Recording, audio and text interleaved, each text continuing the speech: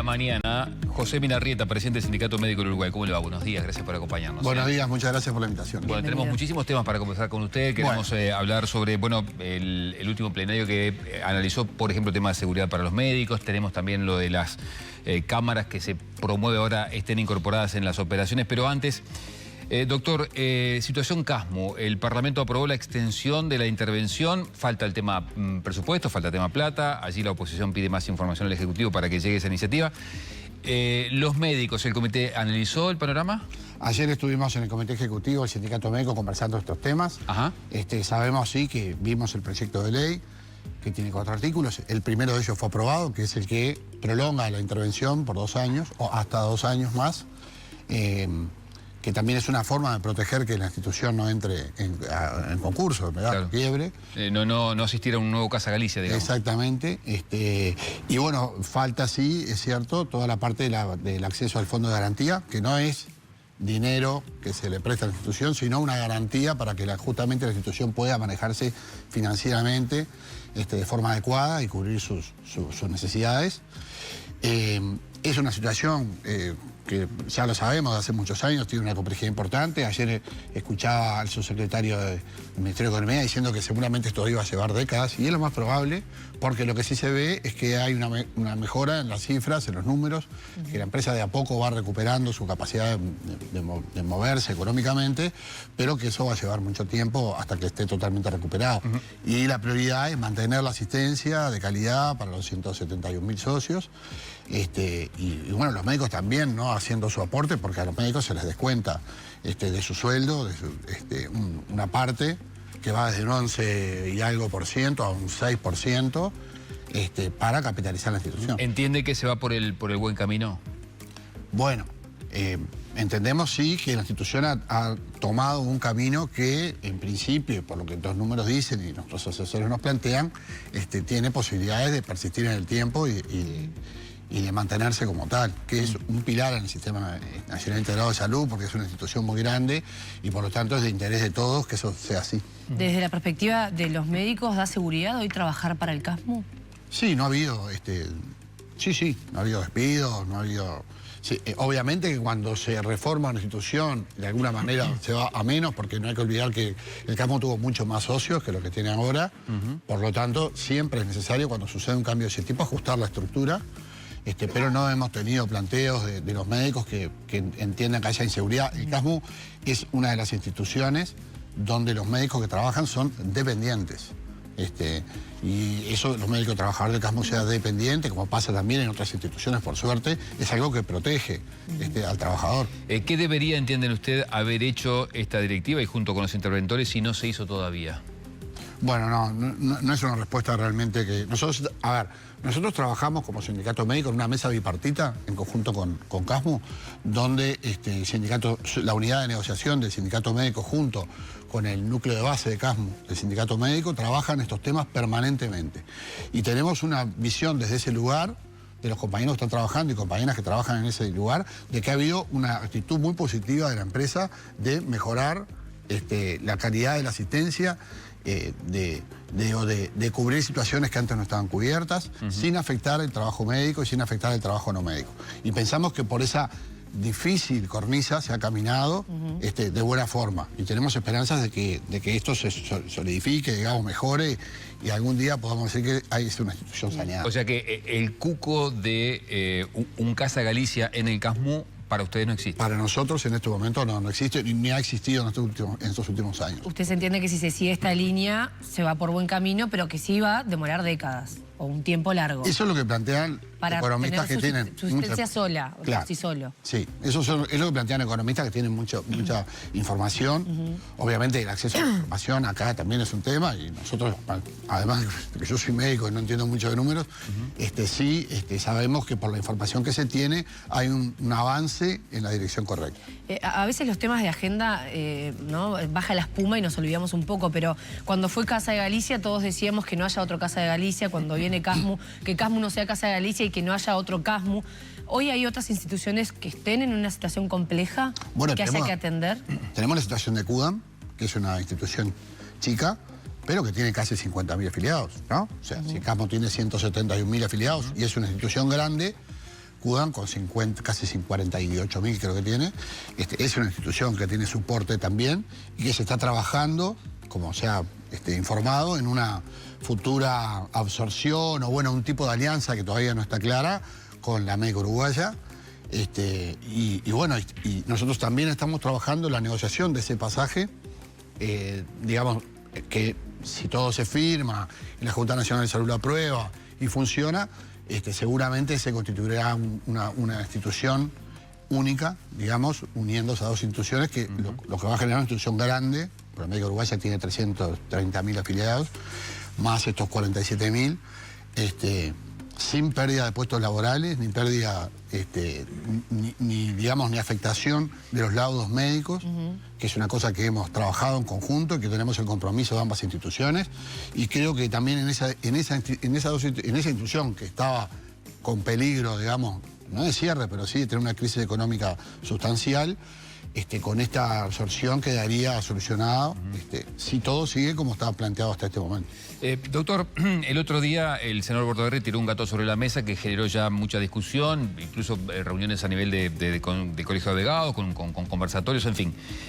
Los anestésicos, estoy hablando del proyecto que promueve la instalación de cámaras para las intervenciones quirúrgicas. Los anestésicos quirúrgicos, más o menos, dicen que no lo ven tan positivo en la medida que, bueno, se precisarían cámaras de última generación, un costo para generar garantías que no vale la pena. ¿El sindicato como tal tiene postura? Sí. Nosotros lo hemos discutido. Fuimos a ese conversatorio del Colegio de Abogados donde estuvo el senador Bordaberry. Yo creo que es bienvenido que este tipo de planteos se pongan arriba de la mesa. Es una pena que no sean en una consulta permanente con las instituciones, con los sindicatos y con las instituciones que representamos a los médicos, porque sería, entiendo, mucho más orgánico, mucho más sano hacerlo de esa manera, pero bueno, los legisladores tienen, por supuesto, todo el derecho de hacerlo. Es un proyecto, o sea, el proyecto en sí tiene para nosotros muchas debilidades. Yo te diría que la más importante es que en ningún momento se piensa en el proyecto en el consentimiento del paciente. Porque hay que entender que cuando uno entra a un bloque quirúrgico, semidesnudo, en un lugar con vulnerabilidad, en un lugar donde uno está con miedo, ser filmado puede ser algo que la gente no desee. Y por tanto tendría que tener la posibilidad de decir, no, a mí no, yo no quiero que me filmen. Eso es un punto que para nosotros es muy importante. Porque el consentimiento del usuario, el consentimiento del paciente en este tipo de situaciones, entendemos que se impone. No puede ser obligatorio. Bien. En segundo lugar, lo que intentamos que el senador Bordaberry nos explicara un poco fue cuál es el objetivo. En el mundo, cuando se hace esto, cuando se filman, y en el Uruguay también a veces, cuando se filman determinados procedimientos, siempre es con el concepto de seguridad del paciente, como digamos, que viene de la aeronáutica, ¿no? O sea, ¿cómo mejorar? Bueno, una forma de mejorar es registrar lo que hacemos, después mirarlo y ver qué se puede corregir. Y con ese objetivo yo entiendo que sería muy positivo. Y es cierto que... O sea, como insumo para ustedes. Como insumo para el sistema, ni siquiera para los médicos, para el sistema, como actividad docente. Hoy día la mayoría de las intervenciones quirúrgicas son por videolaparoscopía y por lo tanto... digamos, la posibilidad de filmar lo que sucede adentro del campo operatorio existe. El tema es que qué es lo que se quiere saber. Porque sí, lo que se quiere es, porque puedes, digamos, en el bloque quirúrgico pasan muchas cosas, hay muchas personas trabajando al mismo tiempo, haciendo diferentes tareas. ¿Qué es lo que se registraría? Cada una de esas actividades, o sea, es mucho más complejo de lo que parece. Claro, yo entiendo que... El titular es darle garantía al paciente. Sí, está bien. Y también darle garantía puede ser también para los profesionales que trabajan, ¿no?, en esa situación. O sea, nosotros no tenemos una postura de negativa frente a eso. Simplemente entendemos que primero está el consentimiento del paciente, que nos parece algo que es importante. También está el hecho de que hoy día los archivos digitales, como cualquier archivo de video, de audio, lo que sea, quizás no tenga la seguridad con todo lo que pasa a nivel... Lo vemos todos los días, ¿no? Todo se filtra. los audios, los videos. O sea, que la seguridad que tendría que tener una cosa tan delicada como el registro fílmico y de audio de una intervención quirúrgica de una persona, no sabemos realmente hoy, creo que podemos decir que nadie sabe cuánto es la seguridad que tenemos de que material de ese tipo no pueda filtrarse respecto a una persona conocida. Una claro, lo que dice famosa. usted, como se filtra un parte médico, se puede filtrar esto. Por supuesto. Más allá de la discusión de este proyecto de Bordaberry en sí, me gustaría invitarlo a reflexionar o a que me conteste. A mí me da la sensación que últimamente, luego del caso del anestesista, de Miralles, de esta pediatra que muere en esa operación, la verdad, como periodistas nos pasa que nos encontramos con un montón de historias de familias, de situaciones de mala praxis o situaciones donde la persona no se sintió amparada por el sistema de salud, recibió poca información, no hubo empatía, ¿no? Diferentes situaciones, así como están de las buenas también, pero a veces nos llegan las malas. ¿No entiende que hay socialmente una necesidad de mayor garantía por parte de los pacientes? ¿Que hay como una necesidad de sentirse más seguros? Sí, yo creo que sí, y que es válido. Y que es lógico que la gente quiera más seguridades. El tema es que, ¿de qué manera logramos eso? ¿No? Por ejemplo, tú mencionabas ese caso trágico y con un fin horrible, que la verdad uno no puede imaginarse para una familia ese tipo de situación. Existió un juicio y una condena y hubo una malpraxis. Y eso fue lo que definió la justicia. Quiere decir que, de alguna manera, el sistema pudo tener la posibilidad de resolver judicialmente. Había, digamos, elementos probatorios, etcétera, para demostrar que hubo una acción de ese tipo. Y se fue a la justicia y tuvo su resultado. Es lamentable para todos que pase una cosa así. Obviamente para la familia, para la persona que le sucede, que está en el campo operatorio, ni hablar. Igual en el relato hay algunas dudas que capaz que con una cámara se podría llegar a dirimir. Y sí, no lo capaz que sabés, sí o capaz que no lo sabemos.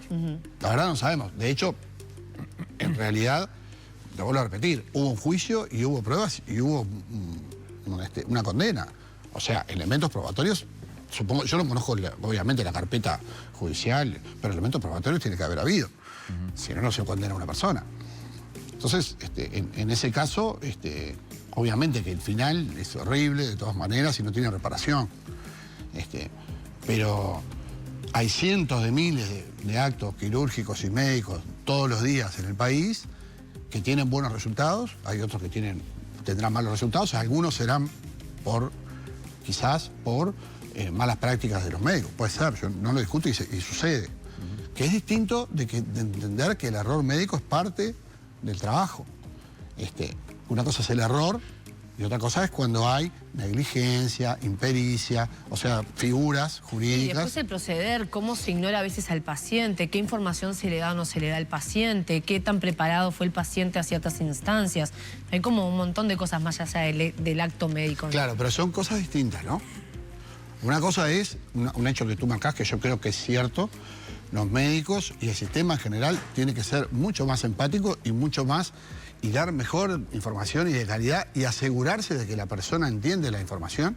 Eso requiere cosas que hemos reclamado muchas veces, por ejemplo, tiempo. Entonces, porque digo, está bien, yo entiendo el planteo y lo comparto, y me ha pasado muchas veces que uno a veces no tiene el tiempo, pero no es que no lo tenga porque no quiere, porque se quiere ir a la casa, no tiene porque son 4 pacientes por hora en la policlínica y son 15 minutos cada uno, y si uno me llevó 25, es a costa del tiempo de los otros. Entonces, todas esas cosas, por eso nosotros trabajamos en estos temas, todas estas cosas influyen. Sí, después están los casos donde hay errores de malpraxis. Está bien, tienen que ser juzgados, condenados, está bien, me parecen perfectos. Pero no hay que olvidar que todas estas cuestiones que tú mencionabas anteriormente se generan también por las condiciones de trabajo y en las condiciones de asistencia, que no siempre tienen que ver con la voluntad del médico ni del paciente, sino con un sistema que, si bien ha mejorado en las últimas décadas, tiene todavía muchas cosas para resolver. Es entonces que, pasando en limpio, la necesidad sí o sí de un consentimiento de los pacientes y algunos ajustes, sobre todo en el objetivo que pretende el proyecto. Sí, hay aspectos técnicos con respecto a cómo se debería filmar una situación de ese tipo que son muy complejos, ¿no? ¿Por qué pasan muchas cosas al mismo tiempo en un bloque quirúrgico. Y todas tienen que ver con el paciente. Entonces, no entendemos. El senador Bordaberry decía algo, lo digo con mucho respeto, bueno, una cámara se la compra uno por internet, sale $90, pero no es una cámara como la que uno pone en su casa para vigilar si bueno, los ahí no gurises está están delineado. Yo estuve en el conversatorio, por un lado, los anestésicos quirúrgicos decían es una inversión millonaria para el sistema que debería invertirlo en medicación y en otras cosas, y por otro lado, Bordaberry decía son camaritas de una tecnología básica que no insume mucho. No es lo que se ve en el mundo. Cuando en el mundo se trabaja en esto, son justamente cámaras que son capaces de enfocar por sí solas, cámaras. Pero después hay todo un tema de almacenamiento en la historia clínica, que es lo que se propone en el proyecto de ley. Para almacenar la historia clínica hay que modificar aspectos de la historia clínica para asegurar más confidencialidad, que también es inversión, porque para que los sistemas mejoren hay que invertir. O sea, no es tan sencillo, pero no es que nos estemos oponiendo, no hay una oposición al registro, porque el registro puede ser necesario en muchas oportunidades y, como decía, es muy valioso para aprender y para mejorar. Hay una anécdota que, hablando sobre estos temas el otro día, en Brasil, por ejemplo, después de filmar muchas cirugías, se llegó a la conclusión de que la limpieza del campo operatorio no se estaba haciendo de la manera correcta y se cambió. Y ahí disminuyeron infecciones que se daban. Entonces, quiere decir que hay una posibilidad de mejorar a partir del registro y la observación de lo que se registra. Doctor, le cambio de tema. Se reunió la plenaria del sindicato con los especialistas el pasado 15 y entre otros aspectos se estuvo analizando protocolos de seguridad por cuestiones que a ustedes les preocupan, ¿no? Como son los episodios de violencia a los que están enfrentados. ¿A qué se llega, a qué conclusión se llega? ¿Y cuál es la preocupación principal que están teniendo ustedes? Bueno, lamentablemente la violencia es un problema extendido en la sociedad. Yo ya tengo mis años, digo, el mundo ha cambiado mucho, el país ha cambiado mucho y el lenguaje violento y la forma violenta de conducirse y la reacción violenta frente a situaciones que hace 20, 30 años hubiera sido otra, es algo que cada vez es más frecuente, lamentablemente. En el ámbito de la salud también hay que entender que generalmente uno atiende situaciones donde hay tensión, donde hay interrogantes, donde hay miedo, ¿no? Entonces se genera también ahí una situación que puede ser compleja. Nosotros ahí dividimos, tenemos un problema grande con las situaciones los médicos que trabajan en la calle, en las emergencias móviles, en los móviles de radio, enfermería que va a hacer procedimientos a los domicilios. Muchas veces tenemos problemas de seguridad en ese ámbito. Móviles que son atacados, robados, aunque sea para robarle el celular o el equipamiento que llevan, cosas que después seguramente no tengan ni siquiera mucho valor, pero eso es una cosa que nos preocupa y que sucede. Después hay otro tema que está vinculado a situaciones dentro de los ámbitos, en las policlínicas y centros hospitalarios que han sucedido en los años algunos hechos. Y bueno, nosotros, nuestra respuesta ha sido estos años trabajar en una institución que se llama COMSEPAE, que incluye a todos los gremios médicos, a todas las empresas públicas y privadas prestadoras de salud, al Ministerio del Interior, a Fiscalía, para elaborar protocolos de actuación en los cuales todos podamos acordar, que por supuesto motivan cierta discusión, porque no son fáciles de solucionar, pero tienen que ver, por ejemplo, cuando hay un suceso violento en determinado lugar, cómo actuar, qué hacer con los móviles que están alrededor, en qué oportunidad uno tiene que pedir apoyo policial para dirigirse a un llamado, ese tipo de protocolos que están elaborados y también formas de denuncia, porque nos pasaba mucho que había episodios de este tipo, después no eran denunciados o eran denunciados en una comisaría y nunca nos enterábamos. Trabajando con el Ministerio del Interior logramos que sea una denuncia que tiene una determinada canalización cuando es una denuncia vinculada a actos de violencia en la asistencia. Entonces nosotros como sindicato y también el Ministerio recibimos esa información y la vamos clasificando. También tenemos en nuestra página web que los colegas que tienen problemas puedan rápidamente ingresar y ser asistidos. O sea, se ha trabajado más que nada en medidas de prevención y de contención cuando sucede esto. ¿Y ese protocolo está activo? Está activo, sí, sí. Porque hemos visto situaciones en hospitales, por ejemplo, en el Hospital Maciel, hace un año y pico, un policía mató a un paciente. En el Maciel, no, perdón, en el Clínicas. Bueno, sí, una situación desgraciada. Y ahí recuerdo que haciendo la cobertura del tema se pedía que los policías no entraran armados a los centros de salud. Incluso hay un proyecto de ley también en el Parlamento a propósito de este tema y con eso no se avanzó. Sí, nosotros le planteamos al ministro Negro, en esa oportunidad tuvimos una reunión con el ministro y con su equipo, en el sindicato médico, ellos tuvieron la amabilidad de ir hasta ahí, y nosotros teníamos justamente esa idea de plantear, ¿por qué no hacemos algo para que no haya armas letales en los centros asistenciales? O, por ejemplo, en los centros educativos, ¿no? Y digamos, fue muy bien tomado por las autoridades, pero nos plantearon ciertas cuestiones que tienen que ver con logística, con lo que salen las armas no letales o tienen un nombre ahora no me acuerdo, poco letales o algo así se llaman, cómo se distribuyen las que hay, que son pocas, que eso hace que no sea fácil armar una logística que asegure eso. Porque, por ejemplo, si yo tengo un problema de violencia en un hospital y llamo a la policía... Viene armado. Viene la policía que está más cerca, ¿no? Entonces, no es tan fácil de coordinar. Yo creo, sinceramente creo, que debería evitarse que hubiera armas letales en los centros asistenciales y en los centros educativos. Creo que eso sería un avance, pero creo que coordinar esa logística no es sencillo. Doctor, ha sido muy amable como siempre, ¿eh? Muchas gracias a ustedes.